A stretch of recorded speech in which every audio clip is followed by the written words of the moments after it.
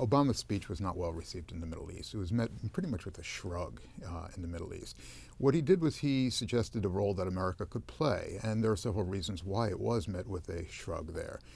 Firstly, he said that the United States is committed to making sure that the transition in Tunisia and Egypt will succeed. And he outlined a series of economic steps that the United States is going to take. These steps included pushing for economic reform on the one hand and for debt relief in the case of Egypt on the other.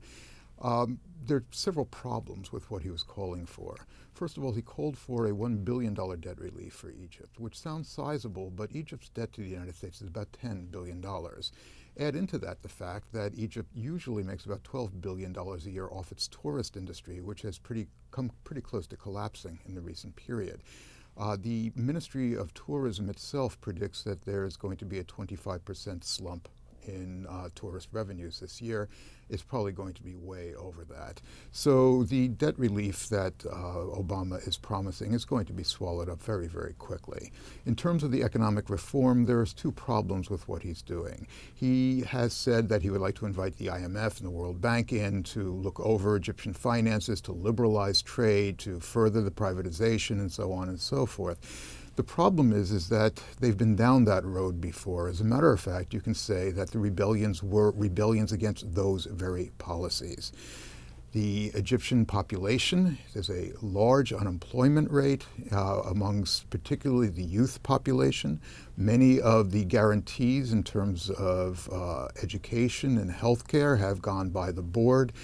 The subsidies on food and petroleum products have been pretty much abandoned and are now targeted only towards the very poor. This is what neoliberal policies are felt. This is how they're felt in the Middle East. They're felt with a great deal of resentment. And what Obama has done is he said, okay, not only more of the same, but we're going to push even further on this. People don't realize that the gulf between the very rich and the very poor has increased in size dramatically in the last 10 years or so, when Egypt and various other Arab countries have had to adopt these policies that have been pushed by the IMF and the World Bank. So what the Arab world was probably looking for was some sort of Marshall Plan. Obama is too smart to think that he could get that through Congress. So instead what he recommended was this. So on the one hand, the economic package that he's proposing is not going to be very, very popular. Then there were the political package that was the political package that he proposed as well. That included the idea of the United States stands behind these human rights, the protests for human rights, the protests for open governance, et cetera, et cetera. The problem is that most in the region realized that the United States was Johnny-come-lately to these rebellions, that the United States very lately after it was fairly evident that the protests were going to oust Mubarak in Egypt, that was when the United States jumped on the bandwagon. The United States now, for example, is pushing in terms of Libya and less so in terms of Syria for a shift in the regime. They want the regime in Libya out. But that's an easy call because Libya is so isolated and has really no relationship to the United States at all. In terms of Syria, the United States is not intervening, mainly because we fear that if the regime collapses, Syria very likely will either come apart at the seams in a very dangerous neighborhood, or on the other hand, the Syrian Muslim Brotherhood would take over, which we don't want either. So we're watching ourselves very carefully. He targeted two countries in particular in his speech yesterday and ignored a third. The two countries that he targeted was Yemen on the one hand and Bahrain on the other hand. In both countries, the United States has a vested interest. What Obama called for yesterday was dialogue. If you remember, this concept of dialogue was the one that Omar Suleiman was pushing in Egypt around the time that Mubarak was being forced out. The idea of dialogue is anathema to the protesters in both places. They don't want dialogue. They want, in the case of Yemen, an end to the regime, period. And so they don't trust the idea of a dialogue.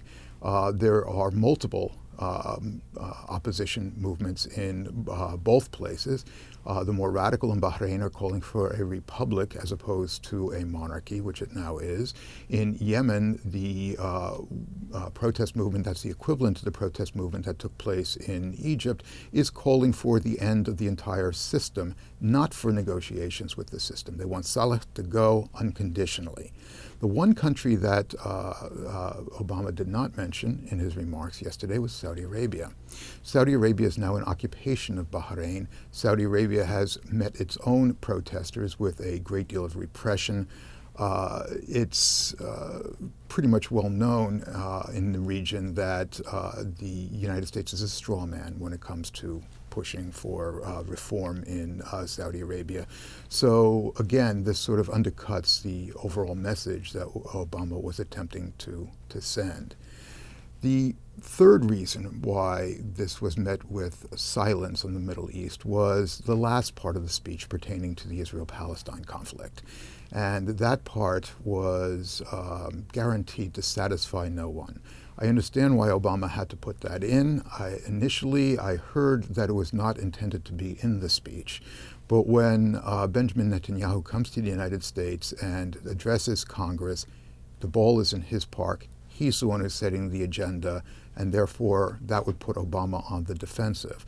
What Obama decided to do, apparently, was to go on the offensive and to put Netanyahu on the defensive. Netanyahu has spent his entire day now talking about why Obama's remarks were unacceptable to Israel.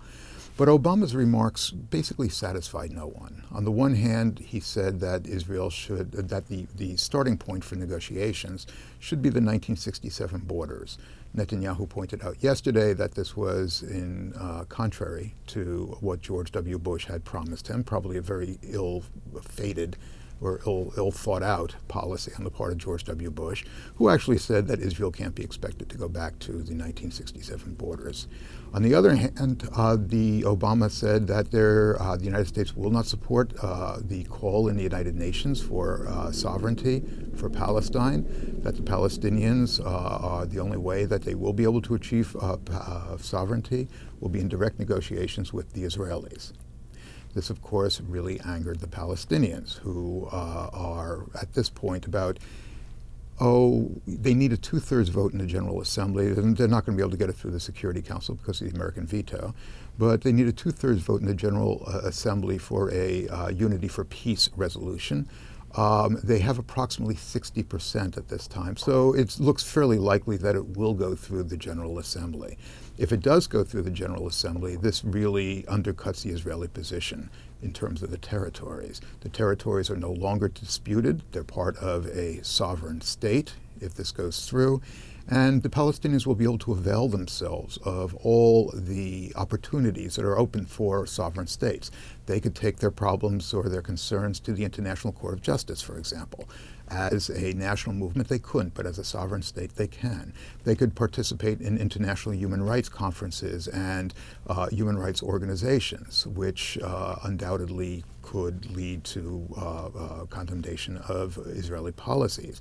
They can also, as a result of this sovereignty, states will be able to sanction Israel, boycott Israel if they so choose to do so. So this is exactly why the Americans, on the one hand, are calling for negotiations, why the Israelis want the Americans to continue along the lines that they had been going before this, and why the Arab world was very unsatisfied with Obama's remarks.